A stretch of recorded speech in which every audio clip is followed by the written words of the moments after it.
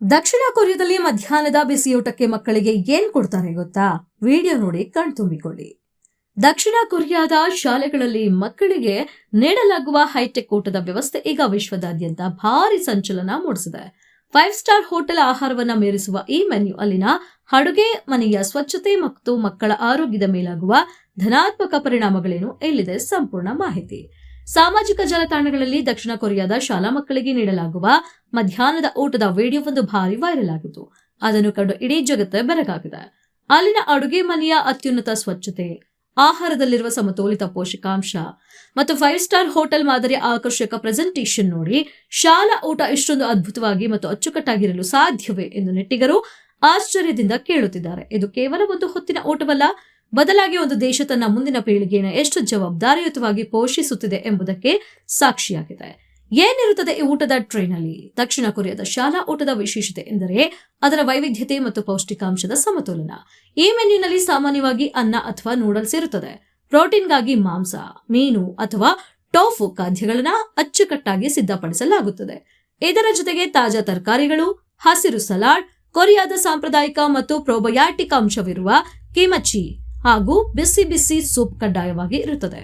ಕೆಲವು ದಿನಗಳಲ್ಲಿ ಹಣ್ಣುಗಳು, ಮೊಸರು ಅಥವಾ ಐಸ್ ಕ್ರೀಮ್ ಕೂಡ ನೀಡುವ ಮೂಲಕ ಒಂದೇ ಟ್ರೇನಲ್ಲಿ ಪೂರ್ಣ ಪ್ರಮಾಣದ ಸಮತೋಲಿತ ಮತ್ತು ರುಚಿಕರ ಆಹಾರವನ್ನ ಮಕ್ಕಳಿಗೆ ಲಭ್ಯವಾಗುವಂತೆ ನೋಡಿಕೊಳ್ಳಲಾಗುತ್ತದೆ. ಇದು ಮಕ್ಕಳ ಸರ್ವತೋಮುಖ ದೈಹಿಕ ಬೆಳವಣಿಗೆಗೆ ಪೂರಕವಾಗಿದೆ. ಇಲ್ಲಿನ ಕಿಚನ್ ಪ್ರಕ್ರಿಯೆಯು ಬಹಳ ಶಿಸ್ತುಬದ್ಧ ಮತ್ತು ತಾಂತ್ರಿಕವಾಗಿದೆ.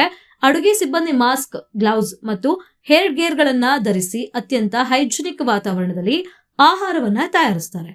ದೊಡ್ಡ ಸ್ಟೀಲ್ ಪಾತ್ರೆಗಳಲ್ಲಿ ತಯಾರಾದ ಪದಾರ್ಥಗಳನ್ನ ಕಂಪಾರ್ಟ್ಮೆಂಟ್ ಇರುವ ಟ್ರೇಗಳಲ್ಲಿ ವಿಭಾಗಿಸಿ ಬಣ್ಣ ಬಣ್ಣದ ಖಾದ್ಯಗಳನ್ನ ಕಣ್ಣಿಗೆ ಹಬ್ಬವಾಗುವಂತೆ ಜೋಡಿಸಲಾಗುತ್ತದೆ. ನೂರಾರು ಮಕ್ಕಳಿಗೆ ಏಕಕಾಲಕ್ಕೆ ಅತ್ಯಂತ ಶುದ್ಧವಾಗಿ, ಬಿಸಿಯಾಗಿ ಮತ್ತು ವೃತ್ತಿಪರ ಊಟ ಸಿದ್ಧವಾಗುವ ಈ ಮಾದರಿಯು ಜಗತ್ತಿನ ಇತರ ದೇಶಗಳ ಶಾಲಾ ವ್ಯವಸ್ಥೆಗೆ ಒಂದು ದೊಡ್ಡ ಪ್ರೇರಣೆಯಾಗಿದೆ.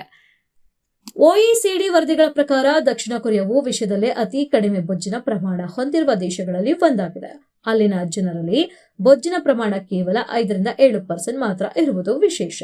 ಶಾಲಾ ಹಂತದಲ್ಲೇ ಮಕ್ಕಳಿಗೆ ಕಡಿಮೆ ಎಣ್ಣೆಯ, ಪೌಷ್ಟಿಕ ಮತ್ತು ನೈಸರ್ಗಿಕ ಆಹಾರ ನೀಡುವ ಮೂಲಕ ಅವರಲ್ಲಿ ಸಣ್ಣ ವಯಸ್ಸಿನಲ್ಲೇ ಉತ್ತಮ ತಿನ್ನುವ ಅಭ್ಯಾಸ ಬೆಳೆಸುವಂತೆ ಮಾಡಲಾಗ್ತಿದೆ. ಇದು ಕೇವಲ ಹೊಟ್ಟೆ ತುಂಬಿಸುವ ಕಾರ್ಯವಲ್ಲ, ಬದಲಾಗಿ ಮಕ್ಕಳ ಮಾನಸಿಕ ಏಕಾಗ್ರತೆ, ಶಾಲಾ ಶಿಸ್ತು ಮತ್ತು ಒಟ್ಟಾರೆ ಜೀವನದ ಗುಣಮಟ್ಟವನ್ನ ಹೆಚ್ಚಿಸುವ ಸುವ್ಯವಸ್ಥಿತ ಯೋಜನೆಯಾಗಿದೆ. 1953ರ ಕೊರಿಯಾದ ಯುದ್ಧದ ನಂತರ ಬಡ ಮಕ್ಕಳಿಗೆ ಪೌಷ್ಟಿಕ ಆಹಾರ ನೀಡಲು ಶುರುವಾದ ಈ ಕಿರು ವ್ಯವಸ್ಥೆ ಇಂದು ವಿಶ್ವಕ್ಕೆ ಮಾದರಿಯಾದ ಶಕ್ತಿಯುತ ರಾಷ್ಟ್ರೀಯ ಯೋಜನೆಯಾಗಿ ಬೆಳೆದಿದೆ. ಭಾರತದ ಅನೇಕ ಯೂಸರ್ಸ್ ಇದನ್ನ ನಮ್ಮ ಮಧ್ಯಾಹ್ನದ ಬಿಸಿಯೂಟದ ವ್ಯವಸ್ಥೆಗೆ ಹೋಲಿಸುತ್ತಾ, ಇಂತಹ ಅದ್ಭುತ ಮತ್ತು ರುಚಿಕರ ಊಟ ಸಿಕ್ಕರೆ ನಾವು ಮತ್ತೆ ಶಾಲೆಗೆ ಸೇರುತ್ತೇವೆ ಎಂದು ಮೆಚ್ಚುಗೆಯಿಂದ ತಮಾಷೆ ಮಾಡ್ತಾ ಇದ್ದಾರೆ.